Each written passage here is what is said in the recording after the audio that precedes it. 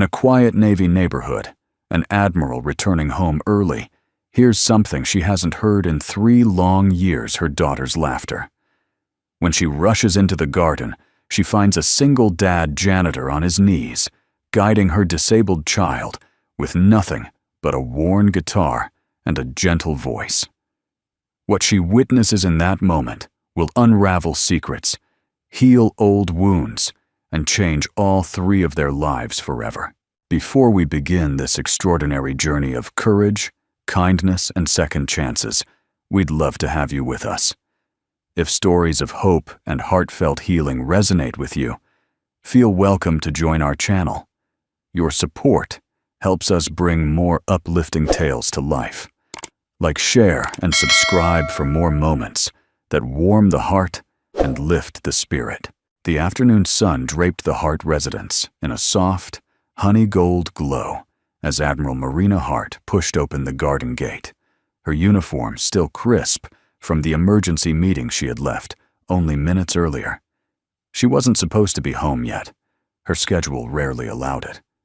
For the past 3 years, her life had been a rotation of briefings, combat readiness reports, and medical consultations for her daughter. Always moving, always leading, always bracing for the next crisis. But today felt different. Something in her chest had tugged her back home early, an instinct sharpened by motherhood and years of command. As she stepped into the garden path, lined with lavender and roses, a sound drifted through the air that made her stop cold. A guitar and laughter. Lily's laughter. Her pulse stuttered. Lily hadn't laughed like that bright, musical, unrestrained since before the accident. Since before her little girl had gone quiet, withdrawn, and frightened of taking even a single step without her crutches. Marina moved quietly, almost on instinct, following the sound like a lifeline. She rounded the trellis, then froze. There in the center of her sunlit garden was a man she barely recognized. Brandon Cross, the janitor the base had hired only 3 weeks ago.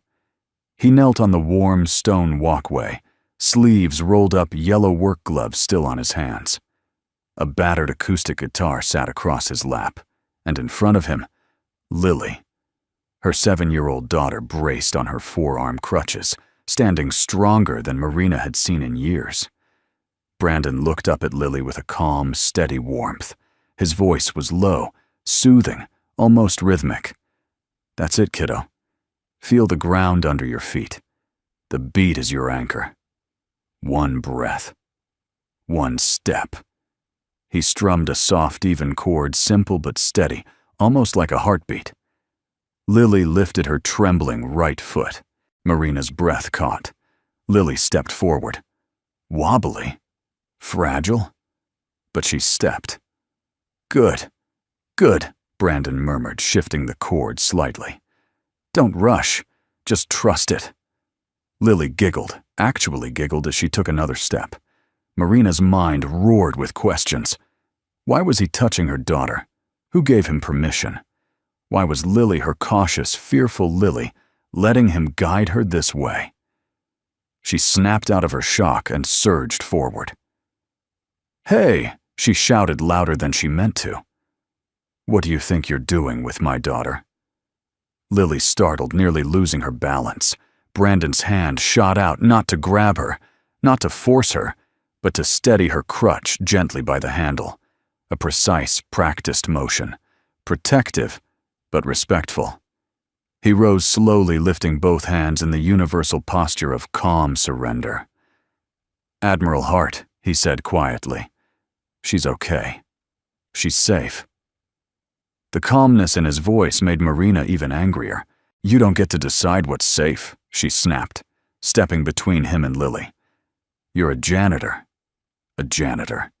You have no business, none doing anything like this." Lily tugged weakly at Marina's sleeve. "Mom, please, I was just—" Marina's breath trembled, torn between fear and fury. She examined Lily quickly. No swelling. No tears. No sign of pain.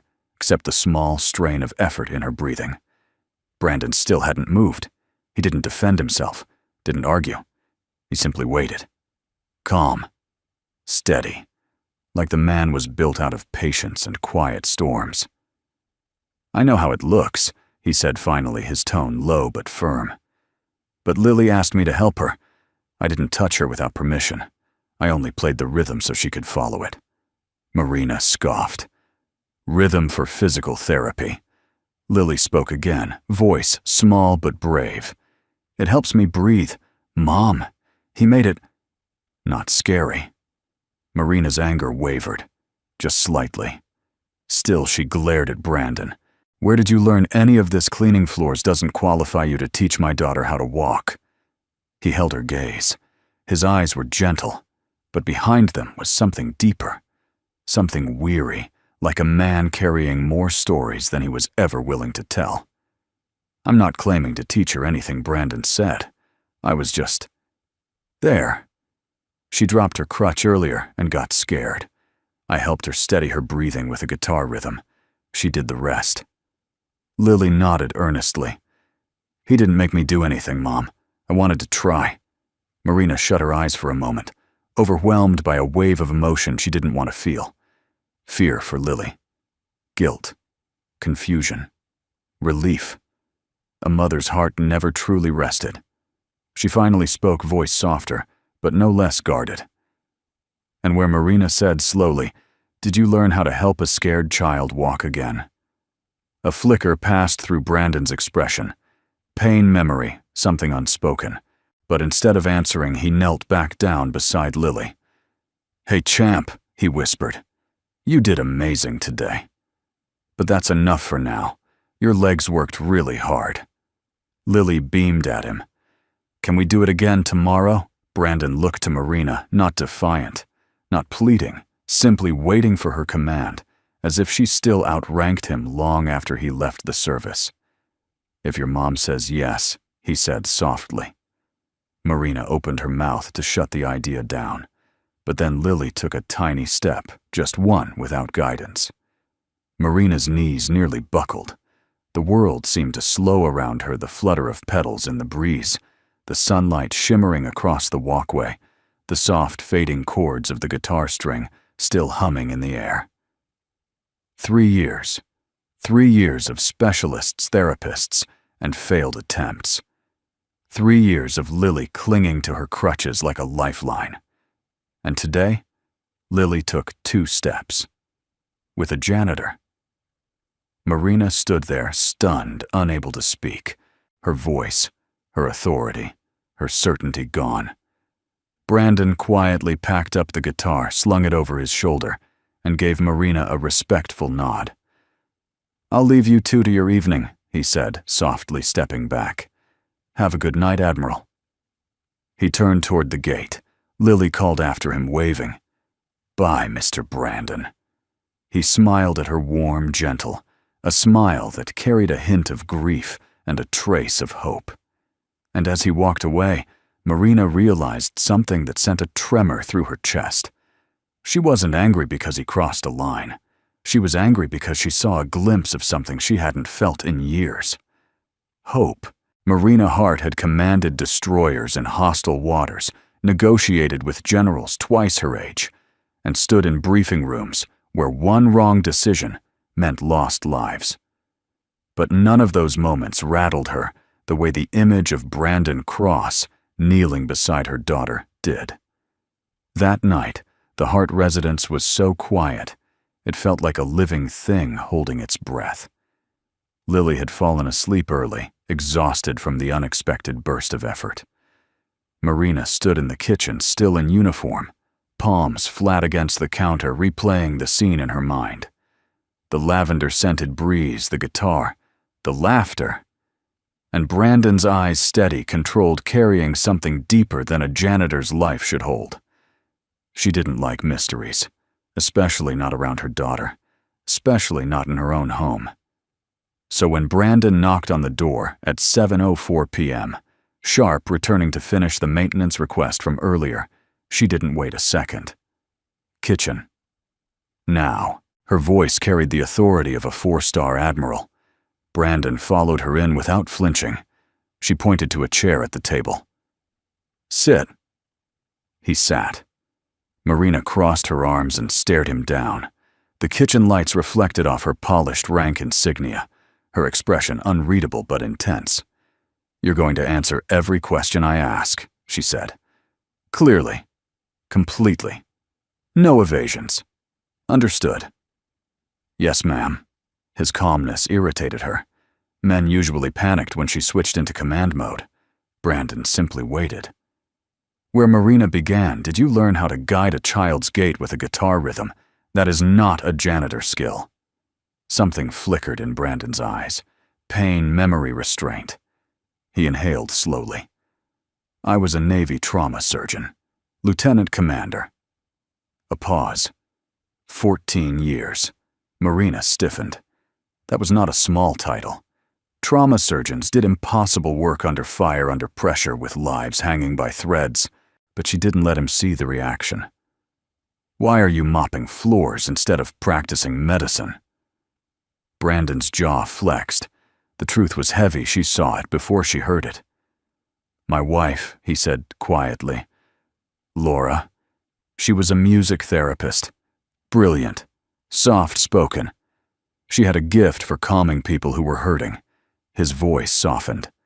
"Including me." He paused, swallowing. 3 years ago, we were stationed in Okinawa. A quake hit the northern district while she was volunteering." His breath hitched almost imperceptibly. I got there too late. Marina felt something inside her loosen.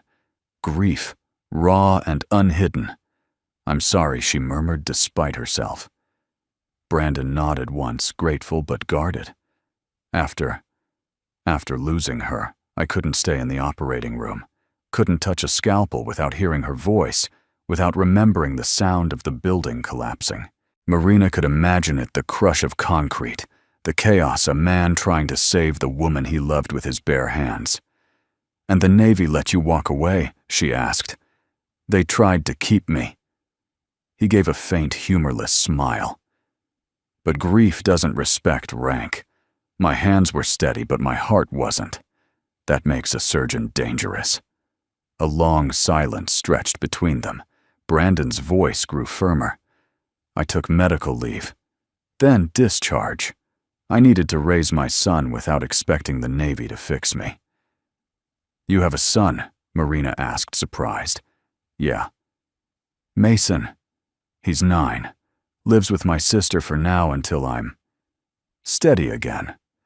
That hurt her in a way she did not expect, a father stepping away from the world to protect his child from his own brokenness. Marina exhaled slowly. "So that's why you're working as a janitor." "It's quiet," Brandon said. "Predictable. No one's life depends on me sweeping a hallway." But today, Marina pressed. "You acted like a doctor again." He shook his head. "No. Today I acted like a human being who saw a scared little girl freeze up." He placed his hands on the table, palms up. Large, scarred, steady hands. Surgeon hands. She was shaking. "You know the look. I'm sure you've seen it in new recruits. Fight or flight. Too much pressure on her chest." He mimicked a small, stuttered breath. "I use the rhythm to regulate it. It's something Laura taught me." Marina swallowed hard. He wasn't lying. Every word felt lived in, earned through pain. "And Lily?" she asked, voice softening despite herself. Did she really ask you to help her?" Brandon nodded. She was embarrassed after dropping her crutch. "I told her mistakes were how warriors grow." She liked that. A reluctant warmth flickered in Marina's chest. Yes, that sounded like her daughter, brave, stubborn, quietly determined. "And the steps she took?" Marina asked. "She did that," Brandon said. "Not me. I just played the rhythm." Another silence descended, thicker this time, but gentler. Marina's voice was quieter when she spoke next. "Lily hasn't taken unassisted steps since the accident. Not even with months of specialists." Brandon nodded sympathetically. "I know. she told me. But she also told me she believes she can try again. Marina blinked. Her daughter had said that. To him, Brandon continued his tone, gentle but steady. Kids don't respond to pressure the same way adults do. They respond to trust. Maybe she trusted me because I wasn't her doctor, or because I didn't push her. Marina's throat tightened. For 3 years, she had been trying everything, and Lily had never said she wasn't afraid, or that she wanted to try again. This stranger had somehow cracked open a door she'd been pounding on for so long. She didn't know whether to thank him or fear what it meant. Before she could answer, soft footsteps shuffled into the kitchen. Lily stood in the doorway, her hair rumpled from sleep rubbing one eye. "Mom," she whispered. "Is Brandon in trouble?" Marina froze. Brandon turned gently in his chair. "No, kiddo," he said softly. "Your mom's just asking me questions." Lily's gaze flicked between them, worry deepening on her small face. "Mom, can I train with him again tomorrow?" The room fell silent. Marina felt her heart twist. She looked at Brandon, this quiet, broken man with surgeon hands, and at Lily, her hopeful little girl. She thought of the laugh she had heard earlier, the one she thought she had lost forever. "Tomorrow," Marina repeated, her voice nearly a whisper. Lily nodded hard. Brandon didn't speak. He simply waited, letting her make the call. Finally, Marina exhaled long, tired and trembling. "We'll see," she managed.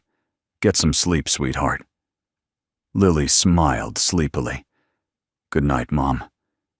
"Good night, Brandon." "Good night, Lily." She disappeared down the hallway. Brandon stood picking up his toolkit. "I'll get out of your way, Admiral." But when he reached the door, Marina's voice stopped him. "Brandon." He turned. Marina swallowed, choosing her words carefully. "Thank you for being there today." Brandon nodded, once the gesture humble, almost reverent. "That's what we're supposed to do," he said softly. "Be there for each other." Then he stepped into the night, leaving Marina alone with the quiet truth she didn't know how to face. Her daughter trusted him, and that terrified her almost as much as it gave her hope. Morning sunlight spilled into the Hart living room in long stripes, painting the hardwood floor with soft gold. Marina stood alone beside the mantel, staring at the small screen embedded into the wall, the home's security system. She hadn't slept much. Every time she closed her eyes, she saw Brandon kneeling behind Lily, guiding her breathing with the steady pulse of a guitar string. She hadn't meant to check the cameras, but a mother's fear is stronger than pride. With a deep breath, she tapped the screen. Playback initiated. Garden. 15:32 hours. The footage flickered to life. There he was, Brandon Cross strumming a small chord progression, while Lily balanced on her crutches. The camera angle wasn't perfect, but it caught everything Marina had missed. His patience, the way he adjusted the rhythm for Lily's breath, how he kept his distance unless she asked. And what struck Marina most was how gentle he was. Not the fragile kind of gentle, the grounded kind, the kind born from loss and compassion, not weakness. Brandon's voice in the recording was calm and measured. One breath in, hold. Let the air settle in your chest. There, that's it. Follow the beat, kiddo. I'm right here. Lily's laughter followed that bright, airy sound. Marina thought she had lost forever. Marina pressed a hand to her mouth, overwhelmed. What man plays music like this? For a child who isn't his. She fast-forwarded. Another scene appeared, Lily sitting on one of her crutches looking discouraged. Brandon sat cross-legged beside her guitar, resting on his knee. "Lily, I'm scared to stand. It hurts, and I fall." Brandon, "You know what? Falling is proof you're still fighting." He tapped the guitar lightly. This isn't music. It's courage in a different shape. Lily giggled. Music can be courage. Brandon nodded. Music saved my life once, saved people I cared about. And now, it's helping you breathe. Marina froze. Music saved my life once. She thought of Laura, the wife he lost, the quake, the memories that broke his hands even when they stayed steady. She pressed play again. Brandon adjusted Lily's posture, not touching her, simply guiding with words and rhythm. Let your shoulders loosen. Don't overthink it. You're stronger than you know. Lily, how do you know? Brandon paused. Because strength isn't always about the legs, sweetheart. Sometimes it starts here. He tapped the guitar, once the single note vibrating like a heart. The footage then showed Lily taking that first tiny step, the one Marina had nearly stumbled witnessing in real time. Her daughter, fragile and determined, stepping into a future she hadn't dared dream of. Marina's eyes burned. She sank onto the sofa, shaken. In every frame, Brandon looked like someone who had lost everything, yet still found a way to give. This wasn't a man trying to cross boundaries. This was a man trying to keep another child from feeling the same helplessness he once felt. The video ended. Silence filled the room, thick and suffocating. She stared at the blank screen, unsure whether to feel gratitude or fear that she had misunderstood him entirely. Footsteps padded down the stairs. Mom Lily's small voice broke the stillness. Are you mad at Brandon? Marina stiffened. No, sweetheart. Why do you ask? Because you were loud yesterday? I thought you didn't like him. Marina crouched to meet her daughter's eyes. I'm not mad at him. I was scared. Scared of what Marina hesitated, and Lily filled the silence with the blunt innocence only a child could carry. Mom, he believes in me. And when someone believes in you, it feels like you can do things again. The words landed like a strike to the chest. Belief. That was something Marina hadn't been able to give Lily without overwhelming her. She pulled her daughter close. I believe in you too, she whispered. I know, Lily said softly. But sometimes, believing hurts you. Brandon doesn't look like he hurts. Marina's heart twisted. If only Lily knew the truth. If only she knew how much this quiet man carried. Later that afternoon, Marina found herself in her office at the base, staring at Brandon's file. She had full clearance, of course. Being the commanding officer had its advantages. But as she scrolled, her breath slowed. Lieutenant Commander Brandon Cross, U.S. Navy Medical Corps decorations, Navy and Marine Corps Commendation Medal, Navy Humanitarian Service Medal, Letter of Commendation, Pacific Fleet Command, Joint Service Achievement Medal, a decorated trauma surgeon, a man who saved lives in impossible circumstances. And then, final evaluation report, Medical Board. The subject shows no physical impairment. However, emotional trauma from the Okinawa disaster may affect clinical judgment. Recommend extended leave or reassignment away from high-pressure medical roles. So he walked away, into silence, into invisibility, and somehow found his way to her garden, to her daughter, to a moment that changed everything. A knock on the door jolted Marina from her thoughts. Admiral Chief Ramsey poked his head in. You've got the updated training schedules. Also, the janitorial staff reported finishing last night's maintenance. Marina straightened. Did Brandon Cross check in this morning? Yes, ma'am. Quiet guy. Works double shifts. Doesn't talk much. Does he interact with anyone? Ramsey shrugged. Helps when he sees someone carrying too much. Fixes things he's not assigned to. Just does it. Marina dismissed the chief, but something small, warm, and stubborn took root in her chest. She had judged him too quickly, too harshly, and too blindly. That evening, as she picked Lily up from school, the little girl bounced slightly on her crutches. something Marina hadn't seen in years. Mom Lily said breathlessly, "My legs don't feel as scared today." Marina bit her lip. Why is that? Because Lily whispered, eyes shining, "Someone believed I could walk." Marina stopped beside the car, staring at her daughter's fragile determination. "Lily," she asked gently, "why do you trust him so much?" Lily looked up with absolute sincerity. "Because he listens to me.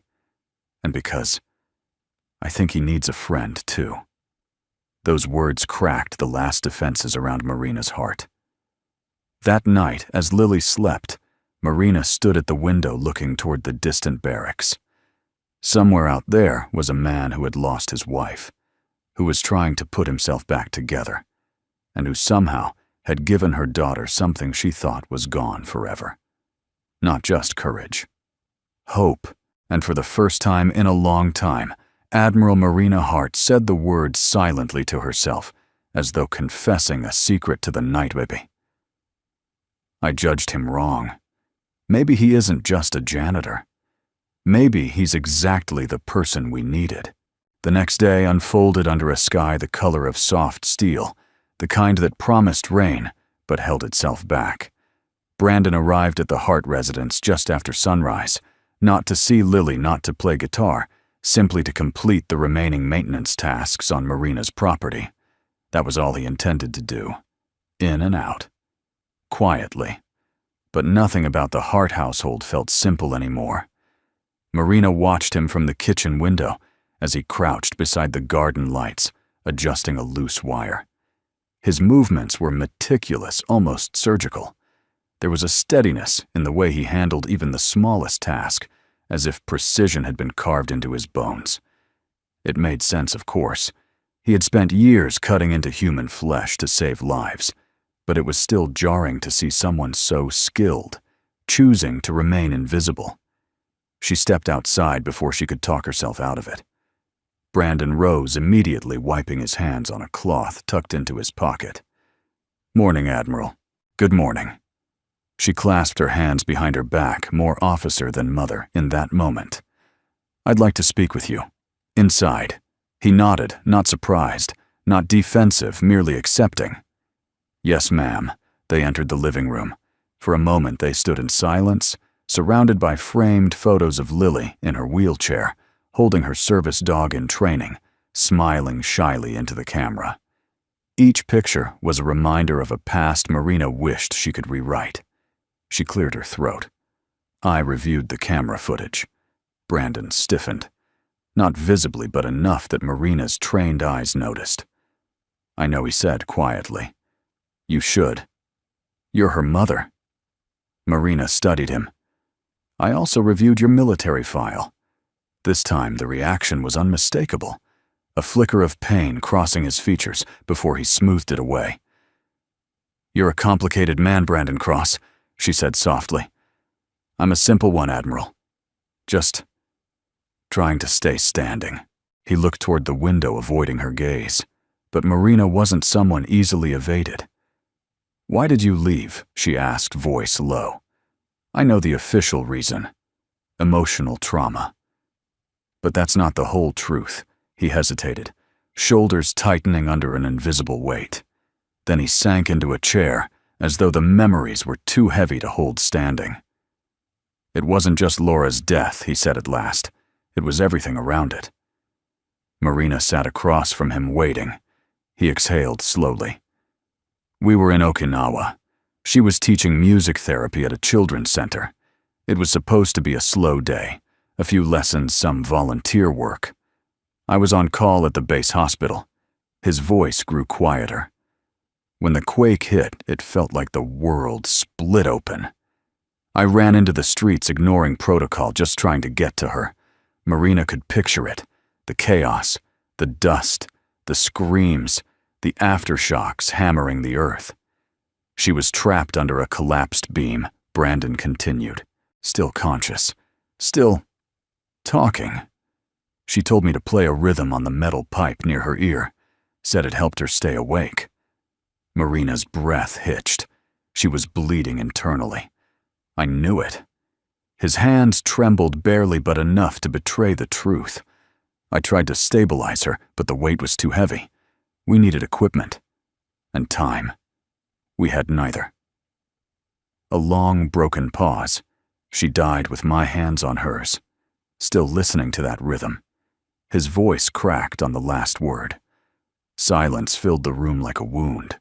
Marina felt something inside her shift, an ache, a tenderness she didn't know how to express.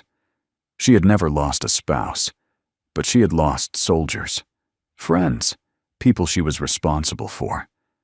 And she recognized the hollow tone of a person who replayed one moment over and over, begging for a different ending. "Brandon," she began, but he shook his head. "I'm not telling you this for pity. You asked for truth." He ran a hand over his face. "After Laura died, I tried to go back to surgery, but every time I held a scalpel, my hands remembered that day.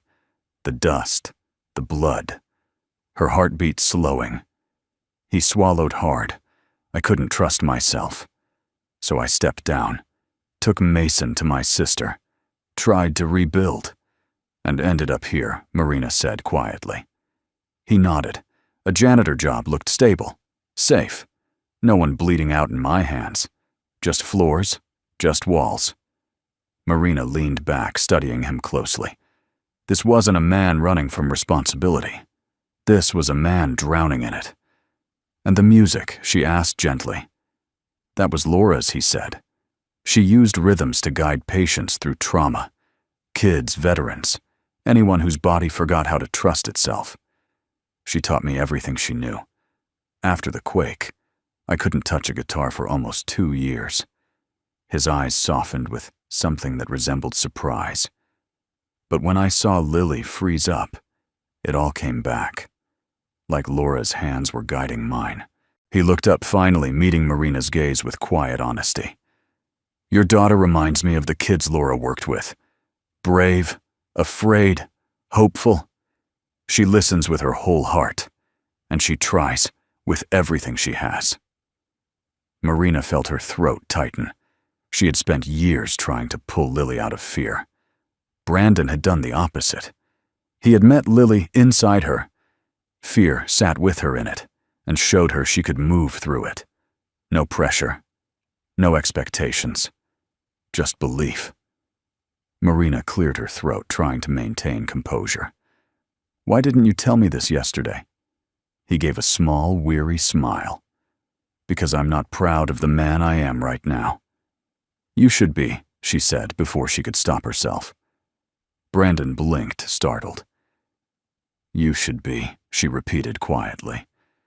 "You gave my daughter something I haven't been able to give her in years. Hope." He didn't answer, didn't push, didn't seek recognition. He simply lowered his gaze, humble in a way that made Marina's chest ache. Before either of them could speak again, Lily descended the stairs, dragging her crutches behind her. "Mom," she said, spotting Brandon. "Is Brandon here to train with me again?" Marina hesitated. Brandon waited, hands still in his lap. Lily held her breath, eyes bright with expectation. Finally, Marina nodded slowly. "If you'd like, we can try another session today." Lily beamed. Brandon stood, offering a respectful, hopeful smile, the kind that said he wasn't sure he deserved a place in their world, but he would give everything if allowed to stay. And Marina realized something quietly, profoundly true. This man hadn't just lost a wife, he had lost himself. And somehow, in helping Lily stand again, he might just find a way to stand too. The afternoon sun filtered gently through the garden canopy, painting shifting patches of gold across the grass. It was a peaceful day, so deceptively peaceful that Marina didn't realize how fragile the calm truly was. Brandon arrived quietly, as he always did. No fanfare, no need for acknowledgement. He simply slipped into the garden with his guitar on his back and a soft greeting for Lily, who was already waiting on the stone path, excitement lighting her eyes. "Ready for round 2, champ?" he asked. Lily nodded with an energy Marina hadn't seen in years. I'm ready. I practiced holding my breath, like you taught me."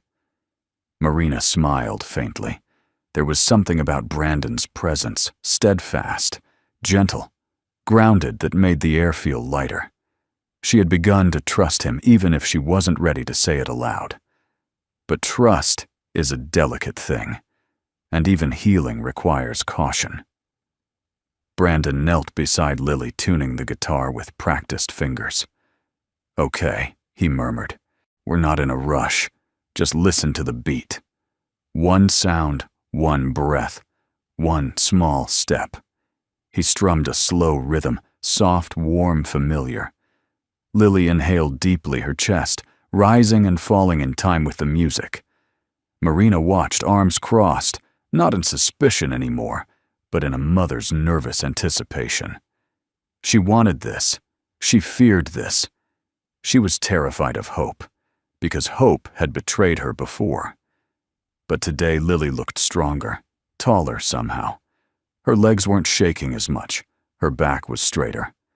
"Mom, watch me," Lily chirped. Brandon smiled. "All right, let's go for one step. Just one." Lily nodded. She didn't go for one. She went for three. Her small foot lifted, touched the ground, then the next, a determined rhythm matching Brandon's strumming. "That's it. Easy, easy," Brandon whispered. Marina held her breath, afraid to break the moment. And then in one devastating instant, everything collapsed. Lily reached too far forward, trying to impress Brandon, pushing past her limits. Her left leg buckled sharply.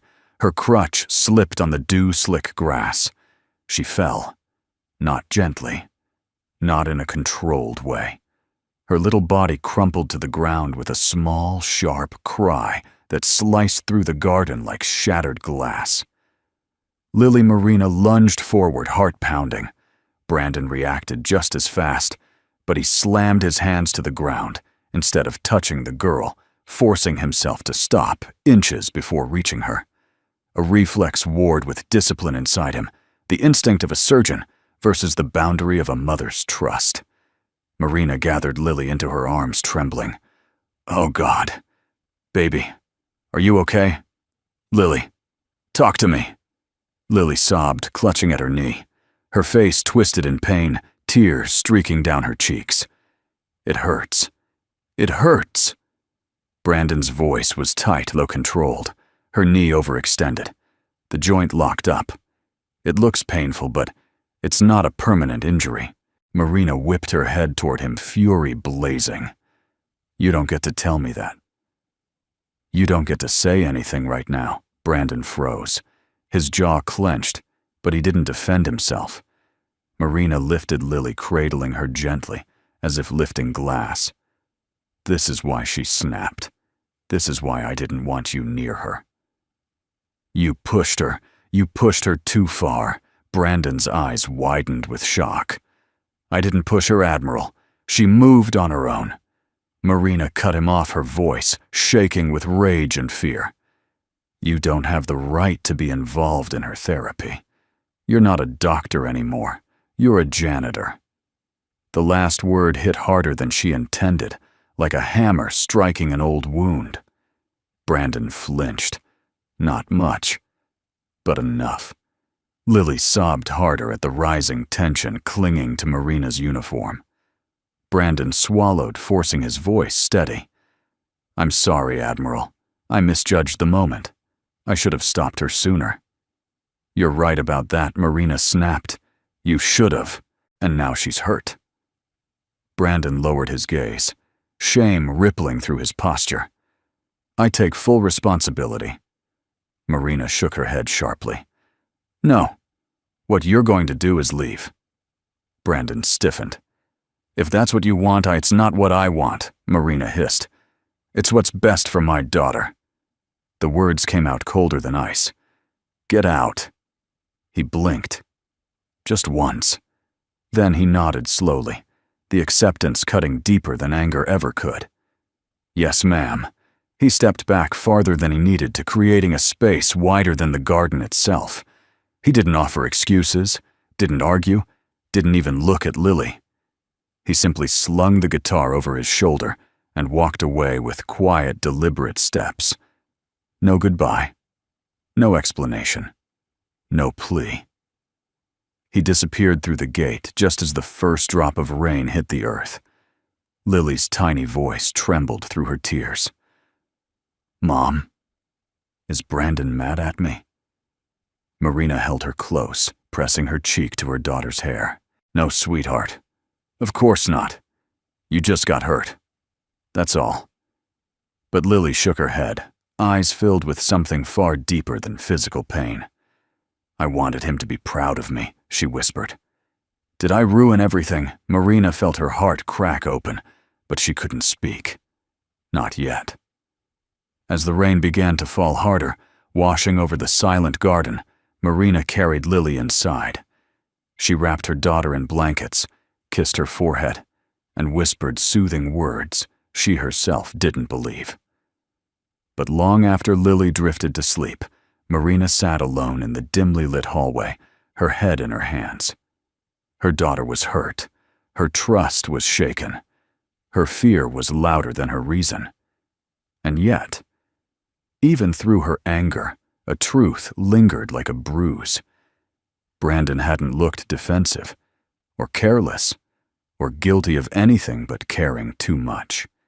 He had looked devastated, because he knew exactly what it meant to fail someone you were trying to save. Rain arrived the next morning, without mercy. Steady cold, unrelenting. It washed across the base housing units, tapping against windows and rooftops, like a quiet warning. But inside the Hart residence, the silence was heavier than the storm. Lily did not get out of bed. Marina stood in her daughter's doorway, arms folded tightly, watching the small rise and fall of Lily's blanket. The girl wasn't asleep. Marina knew the difference. She was curled inward, facing the wall, her crutches leaning untouched against the dresser. "Sweetheart," Marina whispered, "breakfast is ready." No response. "I made your favorite blueberry pancakes." Still nothing. Not even a twitch. A knot tightened in Marina's stomach. She walked over, sat gently at the edge of the bed, and brushed a hand through Lily's hair. "Honey, talk to me." Lily's voice came out small, muffled by the pillow. "Did I make Brandon go away?" Marina closed her eyes. There it was, the question she feared. "No," she said softly, but the moment the word left her mouth, she knew Lily didn't believe it. Nor did she. Lily shifted slightly, wincing from the soreness in her knee. "He didn't come back." Marina swallowed. "I told him to leave yesterday." Lily turned, slowly lifting her face. Her eyes were red, but not from pain, from guilt. Because of me, Marina's throat tightened. She gathered Lily into her arms. "No, sweetheart. You were brave. You were trying. You didn't do anything wrong." "But he left," Lily whispered. "I hurt myself and—" He didn't even say goodbye. The words made Marina flinch. Brandon hadn't said goodbye, because she hadn't given him the chance. She kissed Lily's forehead. "He left because I was scared. I reacted too strongly." Lily looked down, voice trembling. I just wanted him to be proud of me." Marina felt something deep inside her crack open. She had tried so hard to protect Lily that she had forgotten something crucial. A child's heart is fragile, but it is also brave. And Lily had finally found someone who made her feel safe enough to try again. Marina's voice grew gentle, almost regretful. "Baby, you don't have to prove anything to anyone. Not to Brandon, not even to me." But Lily shook her head. "You don't understand, Mom. When he was here, it felt like my legs weren't scared." Her voice broke. "Now they're scared again." Marina's chest tightened. She pulled Lily closer, but her daughter didn't melt into her arms the way she usually did. Instead, she stayed stiff, hurt in a way Marina couldn't soothe, and that terrified her. The house felt emptier without Brandon, not because he lived there, but because something of him lingered in the air, the soft echo of his guitar, the warmth of his voice, guiding Lily the rhythm that had given her courage. Now the house felt hollow. Even the garden seemed to sense the absence. The lavender lay flattened under the rain, and the stone path where Lily had taken her brave steps sat silently still, bearing faint marks from where she had fallen. Marina paced the living room, guilt and frustration swirling inside her. She knew she had overreacted. She knew anger had come from fear, not reason. But yesterday, she had watched her daughter fall, and in those seconds, years of helplessness had crashed back over her like a wave. She had taken it out on the wrong person. A knock pulled her from her thoughts. It wasn't Brandon. She knew it before opening the door. It was Lieutenant Evans from the base's physical therapy unit holding a clipboard. "Admiral Hart, you requested updated PT scheduling for Lily." "Yes, thank you," Marina replied. Evans hesitated. "How's she doing?" Marina forced a tight smile. "She's resting. She's a brave kid," he said kindly. "But recovery takes time. Confidence takes even longer." Marina nodded. "I know." He gave her a sympathetic look. Sometimes kids respond better to people they connect with emotionally. It's not about credentials. It's about comfort. The words struck a nerve, and Evans left unaware of the small earthquake he triggered in Marina's mind. Later, while tidying Lily's room, Marina spotted something under the pillows, scraps of paper lightly crumpled. She pulled them out and unfolded them. A drawing. Childlike, shaky lines, bright colors. Lily had drawn herself, Brandon, and Marina. The three of them holding hands in a sunny garden.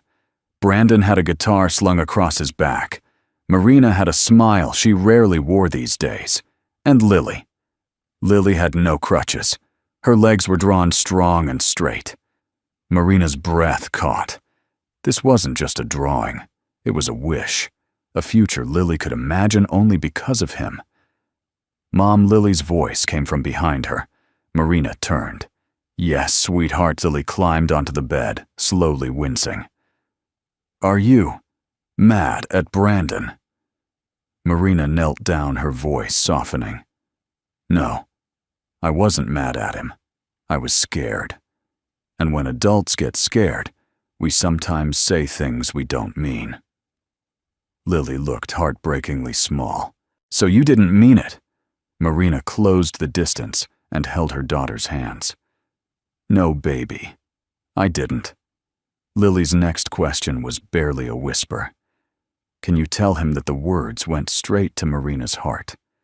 She brushed a tear from Lily's cheek. "I will." Today Marina hesitated. The weight of her pride, the remnants of her fear clung stubbornly to her chest. But looking into Lily's hopeful eyes, she knew there was only one answer that mattered. "Yes," she said finally. "Today." Lily exhaled, her shoulders relaxing for the first time since the fall. "Okay," she whispered. "Because when Brandon was here, Mom, it felt like there was music in the house. And now," Marina asked gently. Lily pressed her face into Marina's shoulder. "Now it feels quiet." Marina closed her eyes, holding her daughter tightly. The truth settled over her. With the weight of something undeniable, Brandon Cross hadn't just helped Lily walk. He had brought something back into their lives, something Marina herself hadn't been able to give since the accident. Hope, courage, music. And without him, the house felt unbearably silent. That evening, after Lily fell asleep, Marina stood at the front door with her coat in hand. The rain had slowed to a drizzle, but the night was still heavy, still cold. She stepped outside, breathing in the damp air, and whispered to herself, "It's time to fix what I broke." She locked the door behind her and went searching for the man who had changed everything. Marina Hart had never been afraid of knocking on doors. She had commanded fleets-led rescue operations and faced down hostile commanders with nothing but a steel gaze and unwavering voice. But tonight, under the dim streetlights of the base housing district, she hesitated before every step. She wasn't Admiral Hart right now. She wasn't the woman who carried the weight of a naval command.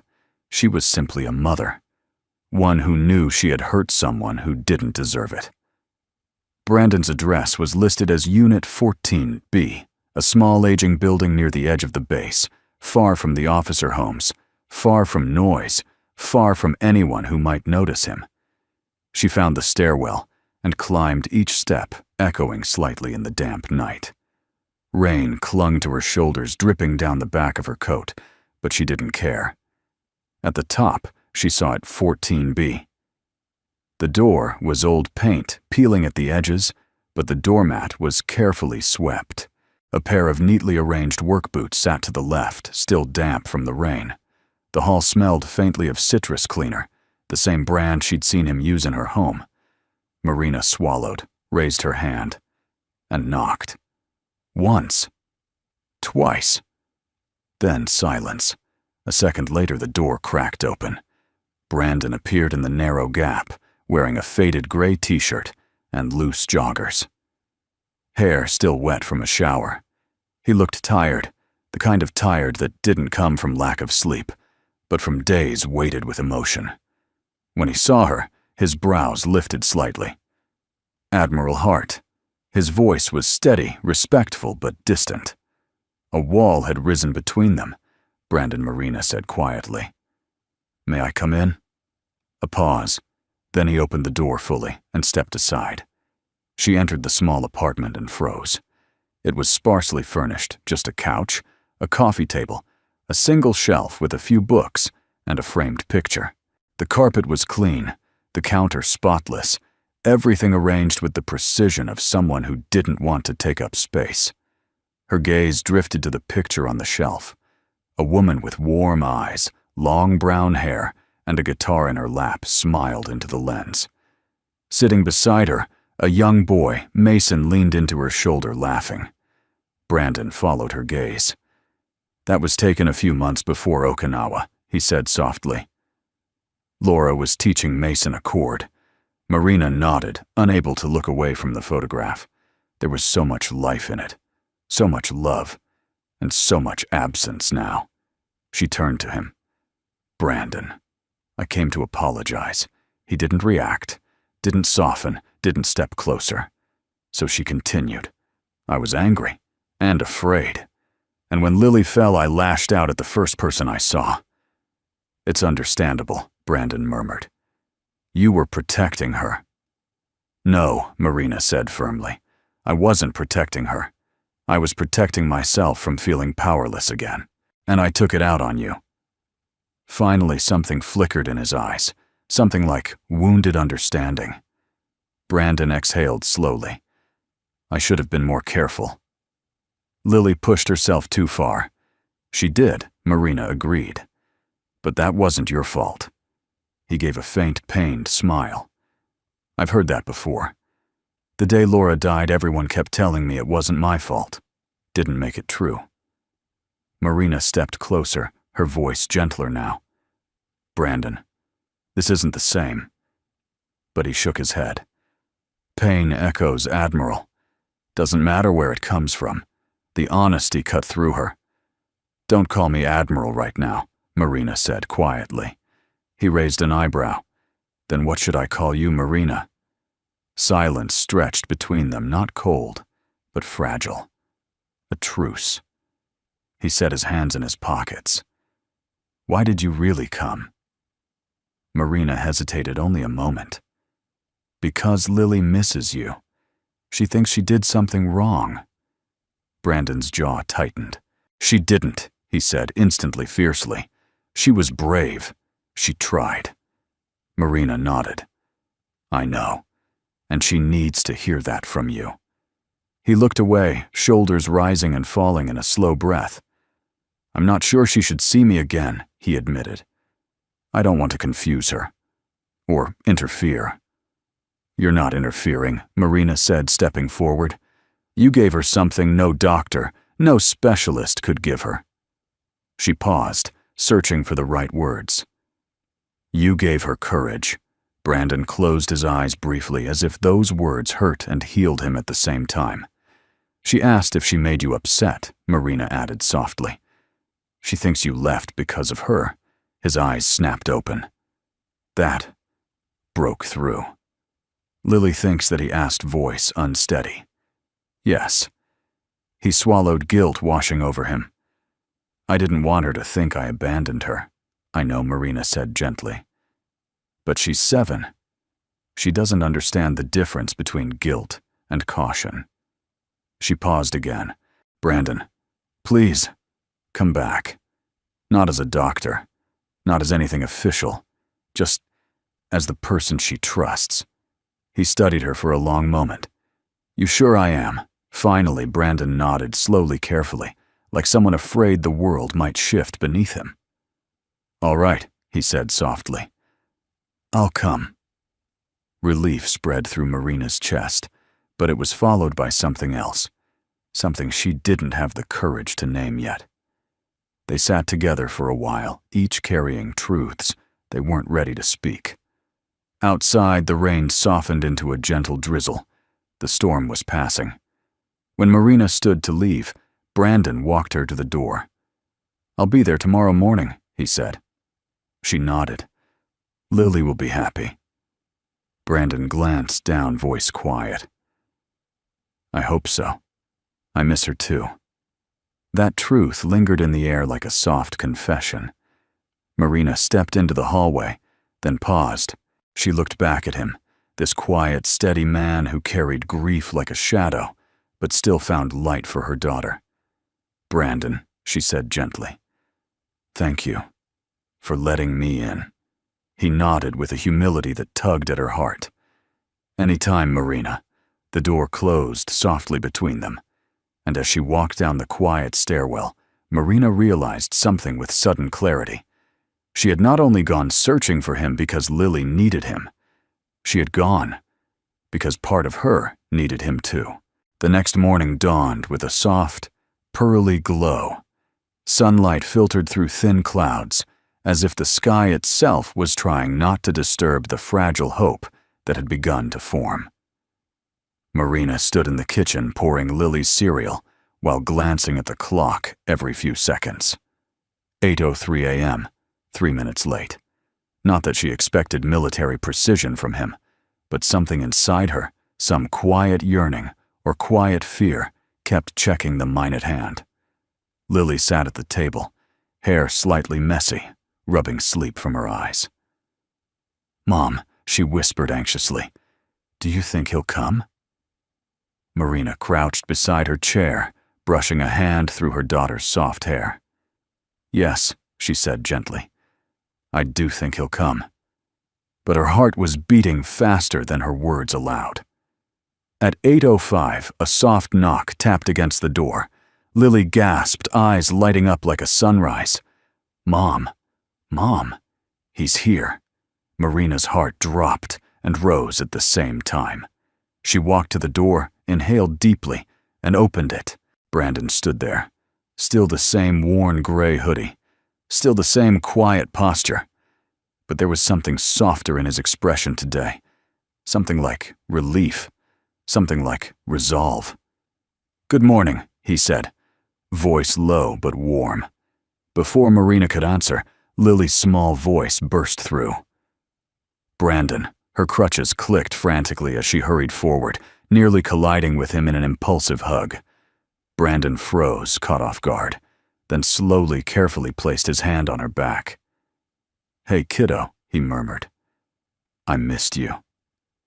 Marina watched the moment with her chest tightening in a way she didn't expect. Something about the way he said it, soft but sincere, made her feel like she was witnessing something sacred. Lily pulled back, eyes shining. Are we training today? Brandon hesitated, glancing at Marina for permission. She gave a quiet nod. Yes. We're all here. All. It was a small word, but it changed everything. They went out to the garden where the lavender was still damp from yesterday's rain. The stone path where Lily had fallen remained untouched, a reminder of fear and possibility tangled together. Brandon set his guitar case down carefully. "I want to start slow today," he said. "Only if you're feeling up for it." "I am," Lily chirped. Marina knelt beside her. "We'll go gently, sweetheart." Brandon looked at Marina with a hint of surprise. "You're joining us?" Marina straightened her shoulders. "Yes. I want to learn." He blinked, then nodded. "Okay. Then today, I'm teaching both of you." He sat cross-legged on the grass, opening his guitar. The low, familiar chords rolled out gently warm as sunlight. Lily inhaled deeply, sinking her breath to the rhythm. Brandon turned to Marina. "Put your hands around her upper legs here," he instructed softly. Not to lift, just to feel her muscles. Marina knelt behind Lily, placing her palms carefully around her daughter's thighs.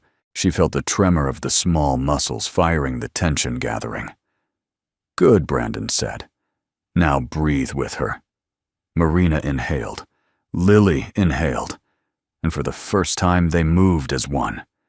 "Feel where the strength is," Brandon continued. "And where the fear is," Marina swallowed. She could feel it. The small quiver under Lily's skin that had nothing to do with weakness, and everything to do with memory. "She's bracing too hard on the left," Marina murmured. Brandon smiled softly. "Exactly. You're reading her well."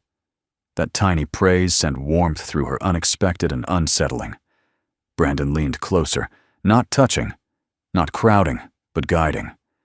"Music can do half the work," he said. "Love does the rest."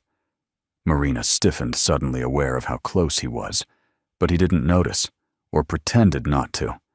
He strummed again, slower this time. "Okay, Lily," he whispered. "One step. I'm right here. Your mom's right behind you." Lily shifted slightly. Her crutches steadied. Her breath synced with the guitar. She stepped. Not far. Not perfectly.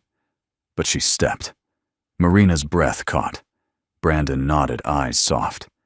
"Good. Very good." Lily's face lit up with pure joy. "Did you see, Mom? I didn't fall this time." Marina wrapped her arms around her daughter. "I saw, baby. I saw everything."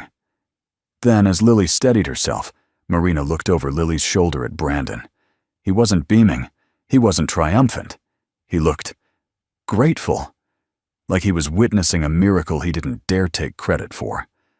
And for a moment, Marina understood Brandon wasn't healing Lily alone. Lily was healing him too. After the session, Lily rested on the porch swing, sipping water, while Marina and Brandon stood near the garden gate. "Thank you," Marina said quietly. Brandon shook his head. "No, she did all the work." "You guided her?" Marina replied.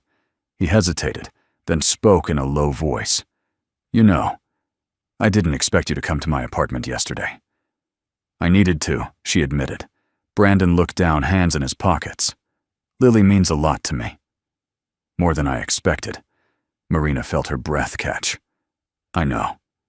He finally met her eyes. "She reminds me what courage looks like," he said softly. "I forgot for a while." Marina's chest tightened. "And you remind her she's not alone," she replied. For a moment they simply stood there, two wounded adults bound together by a child's fragile hope. Brandon cleared his throat. "We can keep working together, but only if you're comfortable." Marina thought about fear, about trust, about how her daughter's face lit up when Brandon was near. "I am comfortable," she said finally. "And Lily needs you." Brandon exhaled a soft, relieved breath. "And you?" he asked quietly. Marina held his gaze. "I'm learning," she said. "Learning how to trust again." He nodded slowly. "Then we'll take it one step at a time." Just like Lily. As Brandon packed up his guitar, Lily called out from the porch swing. "Mom, Brandon, can we train again tomorrow?" Marina and Brandon exchanged a look, something warm, unspoken, hopeful. "Tomorrow," Marina said. Brandon smiled gently. "Tomorrow, kiddo." And as the sun dipped low behind the garden, Marina realized something that startled her. She wasn't counting the minutes out of worry anymore. She was counting them in anticipation. Because Brandon's return hadn't just brought back music. It had brought back something she thought was gone forever. Hope. The next week arrived like a gentle tide, quiet, steady, full of small movements that only revealed their power in hindsight. Each morning, Brandon came by before his janitorial shift. Each evening, Marina found herself watching Lily with a mix of awe and fear as the little girl tried, stumbled, recovered, and tried again. And somehow, amid the steps and breaths and musical rhythms, something else unfolded too. Something softer, more delicate. Trust. Not just from Lily, but from Marina. It grew slowly like the lavender in her garden, unnoticed at first, then suddenly full and fragrant. On the 7th day, the weather was perfect. A warm breeze swept across the base, carrying the scent of blooming roses. The garden glowed beneath a late afternoon sun, turning everything gold and soft. Brandon sat on the grass guitar, resting lightly in his lap. Lily stood a few feet away, hands gripping her crutches, but the grip wasn't desperate anymore. It was steady, confident. Marina sat nearby, closer than in previous sessions, her palms warm against Lily's legs as she checked for tension. Brandon tuned the strings with slow, deliberate turns of his fingers. "All right, champ," he murmured. "I want you to listen to something today. Something special." He shifted into a melody Marina had never heard before, not the simple chords he usually played. This one was gentler, more intricate. It felt familiar somehow, though she couldn't place why.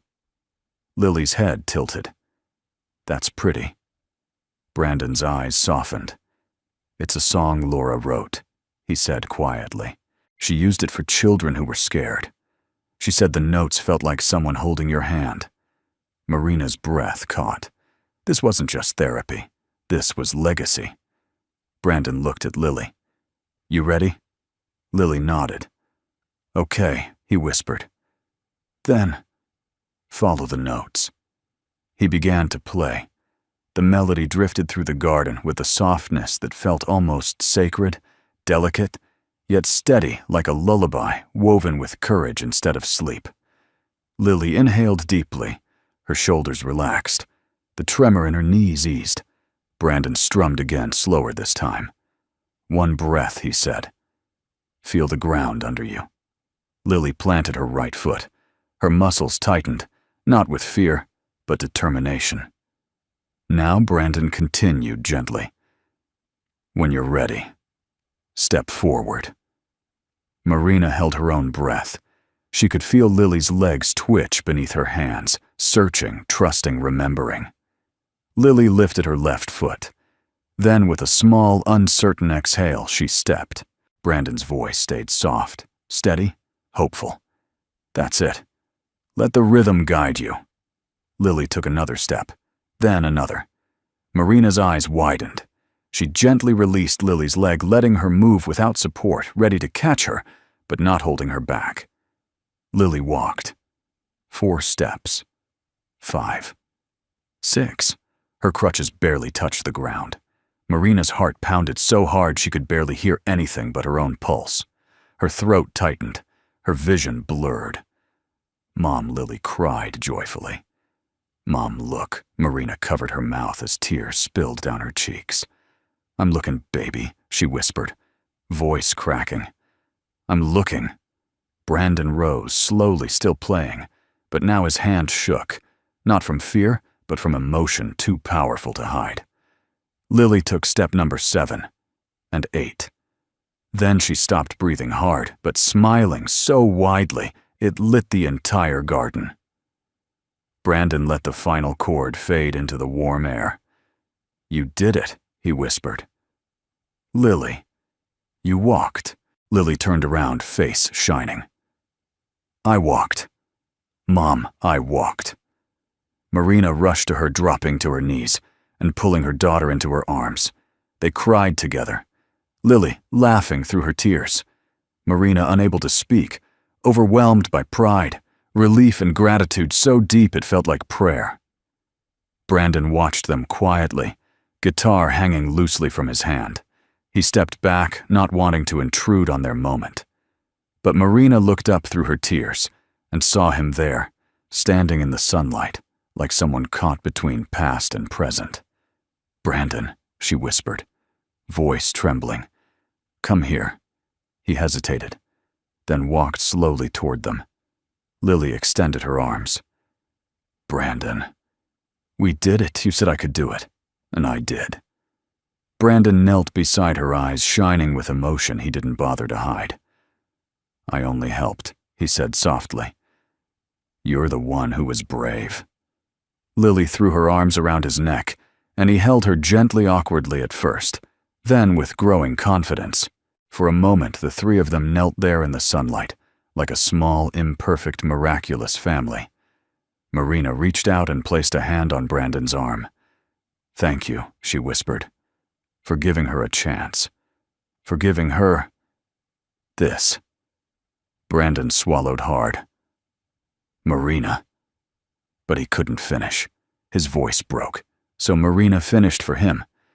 "You didn't just help her walk," she murmured. "You helped her believe." He closed his eyes, steadying himself. "She helped me believe too," he said quietly. "More than you know." Lily pulled back, wiping her eyes.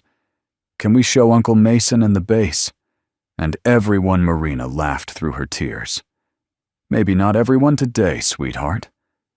But Brandon met Marina's gaze. "She deserves a moment," he said. "Something to remember." Marina nodded. "Then we'll give her one." As the sun set, Lily practiced a few more small steps, while Marina and Brandon stood side by side watching her. No music now. No fear. Just determination and joy. Brandon's voice broke the silence. "I never thought I'd see something like this again," he murmured. "A miracle." Marina looked at him. "You made it possible." He shook his head. "No, she did." But Marina knew better. A miracle didn't happen by accident. It happened when the right people crossed paths at the right time. And as she watched Lily take another brave step, Marina realized the truth. This wasn't just a miracle walk. It was the beginning of something larger, something fragile, precious, and impossibly hopeful. For Lily, for Brandon, and for her. The celebration of Lily's miracle walk lingered in the air for days, a warmth that seeped into every corner of the Hart residence. Even the walls seemed lighter, as if they too carried the memory of Lily's steps. She walked a little farther each day, with crutches nearby but rarely used. And each time she took a step, her smile grew brighter, and Marina's heart steadier. Brandon's presence had become part of their routine, almost woven into the rhythm of the house. Every morning, he arrived with his guitar, a soft knock and a gentle smile. Every evening, he left quietly, slipping back into the shadows of his modest life. But something between him and Marina was shifting slowly, subtly, like the tide rising grain by grain, not spoken, not acknowledged, but undeniably there. One evening a week after Lily's miraculous breakthrough, Marina decided it was time to return something. Not a favor. Not repayment. Gratitude. She stood beside the kitchen counter staring at the simmering pot of soup, nervously adjusting the silverware she'd placed on the table. She'd commanded naval fleets with less anxiety than hosting a simple dinner. Lily peeked over the table edge. "Is Brandon coming soon?" "Yes," Marina said, smoothing down her blouse. "He's off work in a few minutes." Lily beamed. "Can I tell him the news? About the doctor saying I don't need crutches in the house anymore?" "You can tell him," Marina said softly. "I think he'd like to hear it." At 6:05 p.m., a knock came at the door. Brandon stood there, freshly showered, wearing a simple dark shirt and jeans. He looked different. Not because of the clothes, but because his eyes held something warm, something hopeful Dawson hadn't seen before. Marina didn't realize she was smiling until Brandon's gaze flickered to her lips. "Hi," she said, suddenly self-conscious. "Hi," he echoed, voice soft. "I wasn't expecting a dinner invitation." "You've done so much for Lily," she replied. It felt right to do something back. Lily crashed into Brandon with a hug before he could say more. "Guess what? Guess what?" she squealed. "I don't need crutches inside anymore," the doctor said. So Brandon knelt, his eyes brightening with genuine pride. "That's amazing, Lily. You earned every bit of that." Marina watched as Lily pulled him inside by the hand, chattering excitedly. And for the first time, she realized how natural it felt, this sight of Brandon entering her home, of Lily reaching for him as though he belonged there. Dinner was simple, just soup, fresh rolls, and a roast, but the glow around the table made it feel like a feast. Brandon sat across from Marina, Lily between them, her feet swinging happily under the table.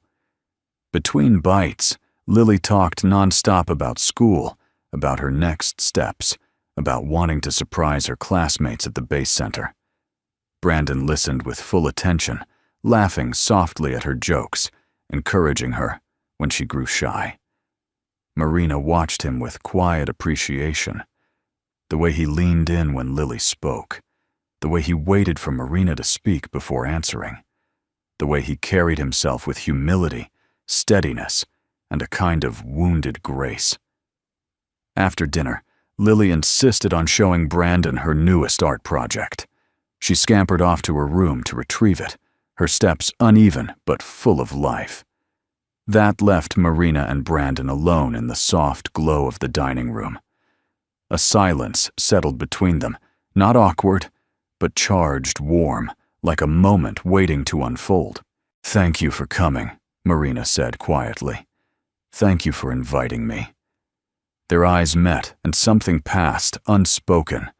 A recognition, a pull, a question neither dared yet ask. Marina broke the silence first.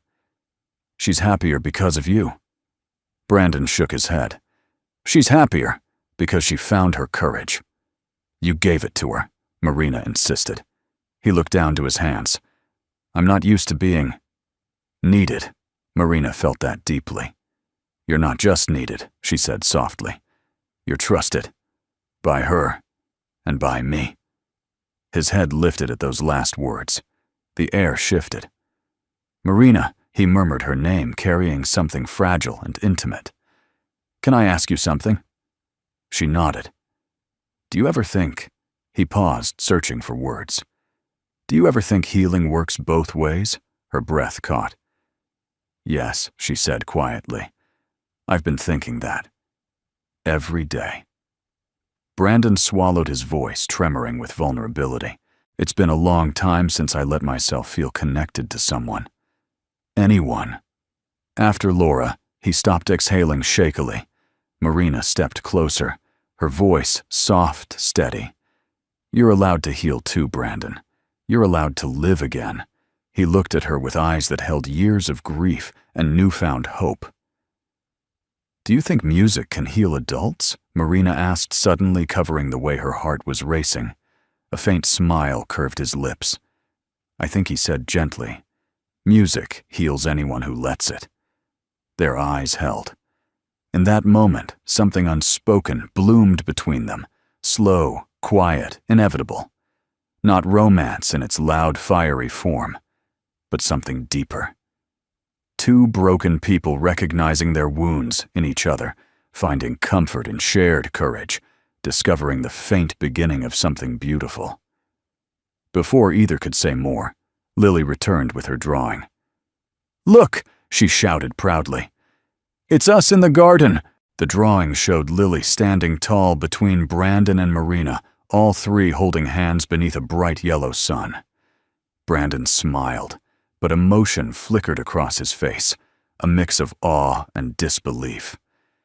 "It's beautiful," he whispered. And Marina realized then Lily wasn't imagining a family. She was seeing one forming before anyone else dared to. Later, as Brandon grabbed his jacket to leave, Marina walked him to the door. "Today meant a lot," she said. He nodded. "To me, too." He hesitated, then added softly, "You don't have to do this alone. Lily's healing doesn't have to fall on just your shoulders."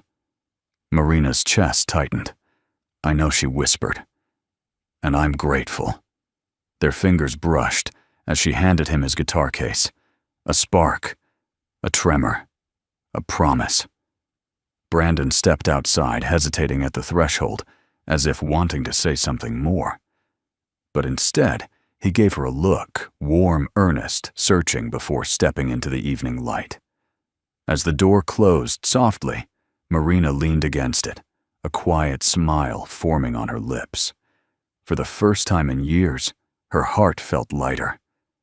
Because love, quiet, steady, and unexpected, was beginning to take shape. Not all at once, not in grand declarations, but in soft moments and shared courage.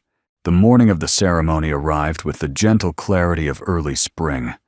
Sunlight filtered through thin clouds, turning the Navy Ridge base into a mosaic of soft gold and pale blue. Sailors moved across the courtyard in crisp uniforms, the air buzzing with quiet anticipation. Today wasn't an official Navy holiday. It wasn't even a large public event. But to Marina, to Lily, and to Brandon, it was everything. Lily stood in her bedroom in a white dress sprinkled with tiny blue flowers, the hem fluttering around her ankles as she spun with uncontainable excitement. "Mom, do I look okay?" she asked, cheeks glowing. Marina knelt to tie a small ribbon into Lily's hair. "You look perfect," she whispered. "But do I look strong?" Lily pressed. Like someone who can walk without being scared, Marina's smile softened with pride. "You look like someone who can do anything." Indeed, Lily hadn't used her crutches inside the house for a week. Each step she took felt like an answered prayer. Across the room, Brandon waited quietly, hands clasped, eyes shining as he watched Lily's confidence bloom. He wore his simple dark shirt and a clean jacket, his hair neatly brushed. He looked restless, uncomfortable in the attention this day would bring, but deeply honored. "Ready, kiddo?" he asked. Lily nodded. "Ready." But Brandon seemed less sure. He cleared his throat as Marina stood. "I still don't think I deserve all this," he murmured to her. "A ceremony. A speech from you. It's too much." Marina faced him directly, her tone firm but gentle. "You don't get to decide that, Brandon. Not today." He almost smiled. "We're thanking you," she continued. "Not because the Navy requires it. Not because I'm an admiral. But because my daughter can walk. Because she's laughing again. Because you gave her hope when we had none." Brandon swallowed, looking away. "Hope is a two-way street, Marina." She held his gaze. "That's why you deserve this." The ceremony was set up on the central lawn of the base, small, intimate, arranged with folding chairs and a modest stage. Not grand, but sincere. High-ranking officers mingled quietly, some with respectful nods toward Marina. Junior sailors whispered as Brandon approached, clearly unsure what to make of the man who had somehow become the center of the day. But the only one who seemed completely at ease was Lily. She held both Marina's and Brandon's hands as they walked down the path toward the gathering crowd, her steps steady and sure. Gasps rose as people noticed. Lily walking, unaided. Marina's chest swelled with emotion as heads turned, whispers spreading like ripples. She's walking. When did this happen? "Is that the janitor with them? I heard he used to be a Navy doctor." But the whispers faded when Marina ascended the small stage. As she approached the lectern, the officers in attendance stood straighter, expecting the familiar commanding tone of Admiral Hart. But when she looked at Brandon standing in the front row, hands folded clearly, wishing the ground would swallow him whole, something changed. Her voice softened. Today, she began, is not a day about rank, or protocol, or command. The audience grew still. Today is about a man who reminded this base and reminded me what true service means. Brandon shifted, but Marina pressed on. For 3 years, my daughter struggled to walk. Doctors tried. Therapists tried. I tried.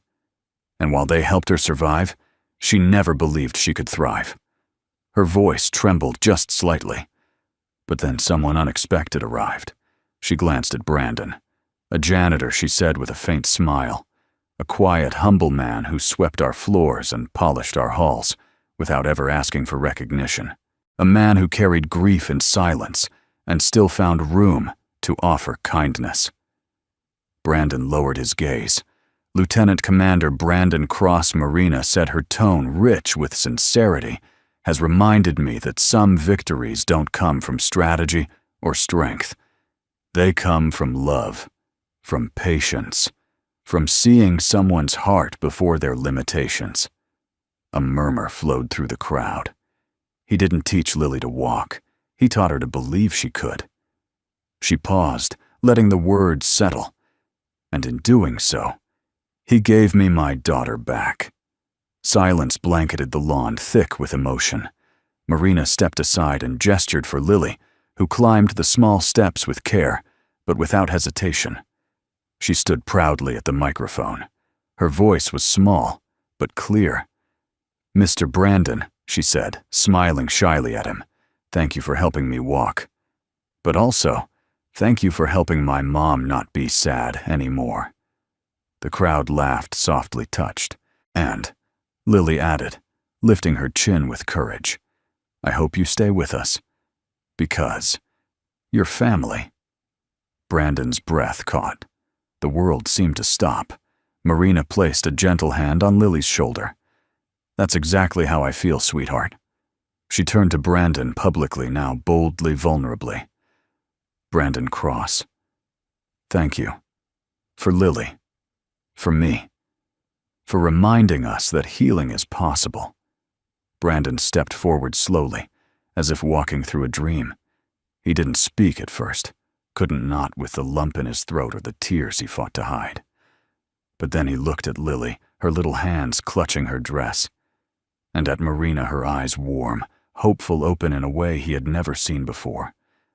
And something inside him unclenched. He took Lily's hand, then Marina's. His voice was barely above a whisper. I didn't heal you. You healed me. Marina squeezed his hand softly. But you helped us find our way back. The base commander stepped forward, then presenting Brandon with a small plaque. Not a military medal, not a formal commendation, just a symbol of gratitude from the community. As the applause rose around them, Lily tugged Brandon closer and wrapped her arms around both adults. Marina embraced them too, her heart full. 3 people once broken, once lost, now held together in a circle of warmth and belonging. A family they never expected. Later, as they walked home together, Lily skipping ahead on the path, Marina and Brandon lingered behind. Marina, Brandon asked quietly, yes, do you think this is really okay? Us. This, whatever it is. Marina smiled, her heart steady. I think she said softly that some things don't need permission. They just need courage. He chuckled under his breath. Good thing we have a lot of that around here. She slipped her fingers into his. Yes, she whispered. We do. Ahead of them, Lily spun in the sunlight, laughing, fearless, free. The beginning of a future none of them dared imagine. A future shaped by kindness, by second chances, by a quiet man with a wounded heart, and the 2 people who helped him heal. The light around them felt like a promise, and so did they. Before we say goodnight, we'd love to hear from you. Where are you watching from? Whether it's a quiet small town, a cozy living room, or anywhere across the world, your presence truly means a lot to us. If today's story touched your heart, inspired you, or simply reminded you of the quiet miracles in everyday life, feel welcome to join our channel. Your like, share, and subscribe help us continue creating uplifting stories filled with kindness, hope, and second chances. From the bottom of our hearts, thank you for spending this time with us. Your support keeps this little corner of the internet warm, gentle, and full of light. We can't wait to see you again in the next story.